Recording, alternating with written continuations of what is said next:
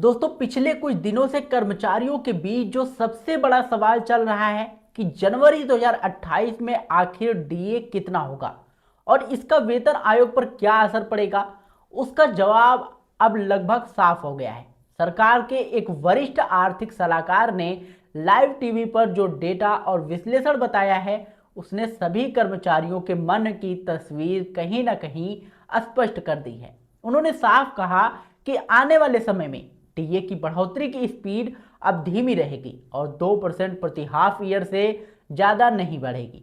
इसी हिसाब से जनवरी 28 तक डीए 68% पर पहुंच जाएगा और यह आंकड़ा लगभग निश्चित माना जा रहा है। आप जानते हैं कि वेतन आयोग लागू होने में अभी लगभग 2 साल बाकी है और 2028 के जनवरी से नई सैलरी मिलने लगेगी।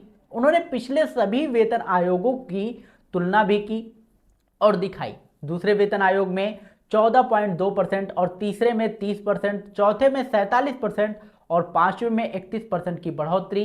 ये सभी बढ़ोतरी एक तरह के स्थिर पैटर्न में चलती रही, लेकिन असली बदलाव तब आया जब छठे वेतन आयोग ने सैलरी में पूरे 54% की उछाल दी, जिसे कर्मचारियों का स्वर्ण काल भी कहा गया।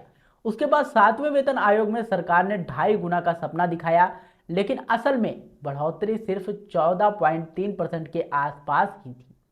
उन्होंने बताया, अब जो ताजा कैलकुलेशन रखा गया है उसमें डीए की ग्रोथ को ध्यान में रखते हुए यह अनुमान लगाया गया है कि जनवरी 2026 में डीए 60%, जुलाई 2026 में 62%, जनवरी 27 में 64% और जुलाई 27 में 66% और जनवरी 28 में 68% पर स्थिर हो जाएगा।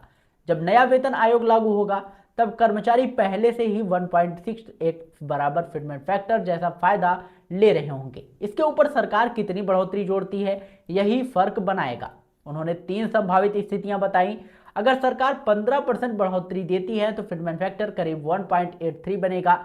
अगर 20% देती है तो 1.88 और अगर 25% देती है तो लगभग 1.93 बन सकता है। उन्होंने कहा कि मौजूदा आर्थिक परिस्थिति, वैश्विक तनाव और वित्तीय चुनौतियों को देखते हुए सरकार 25% से ऊपर जाने का जोखिम नहीं लेगी। क्यों? क्योंकि इससे खजाने पर बड़ा बोझ बढ़ेगा। उनकी राय में बढ़ोतरी इसी दायरे में रहने वाली है। दोस्तों, अब बात करते हैं उन कर्मचारियों की जिनका बेसिक पे अभी 18,000 है। वर्तमान समय में वे डीए और अलाउंस मिलाकर करीब 24,000 के आसपास प्राप्त कर रहे हैं। जब जनवरी 2028 में नया बेस बनेगा, डीए 0 हो जाएगा और नए फिटमेंट फैक्टर को लागू किया जाएगा, तब इनकी बेसिक सैलरी लगभग 33,000 से 35,000 के बीच बनेगी। क्यों?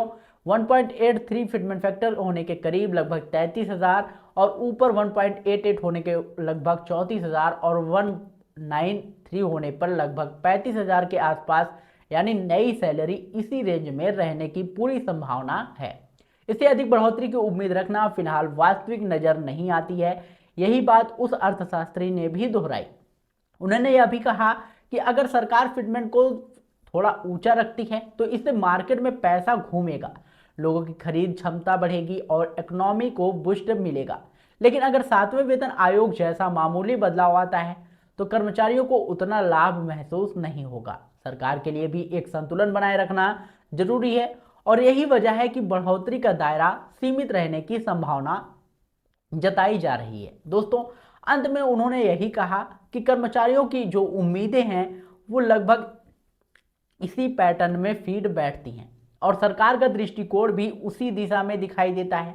अब बस आधिकारिक घोषणा का इंतजार है, लेकिन संकेत साफ है कि सैलरी इसी अनुमानित रेंज तक ही सीमित रहेगी। भाई, यह पूरा नया कैलकुलेशन मैंने बिना किसी जो है आपको प्रॉब्लम के पूरा समझा दिया है। अगर आपको ये वीडियो पसंद आया हो तो वीडियो को लाइक करिएगा, शेयर करिएगा और अपने कर्मचारियों दोस्तों के साथ इसे जरूर पहुंचाइएगा। अगर वीडियो पसंद आया तो वीडियो को लाइक करिएगा, शेयर करिएगा और यदि चैनल पर पहली बार आए हों तो चैनल को सब्सक्राइब करके बेल आइकन जरूर दबाइएगा, क्योंकि हम ऐसी महत्वपूर्ण अपडेट्स आप लोगों के लिए हमेशा लाते रहते हैं। और दोस्तों, अगर आपका इससे रिलेटेड कोई भी क्वेश्चन हो तो कमेंट बॉक्स में जरूर पूछिएगा, हमारी टीम आपकी पूरी सहायता करेगी। मिलते हैं नई वीडियो में नई अपडेट के साथ, तब तक के लिए जय हिंद, जय भारत।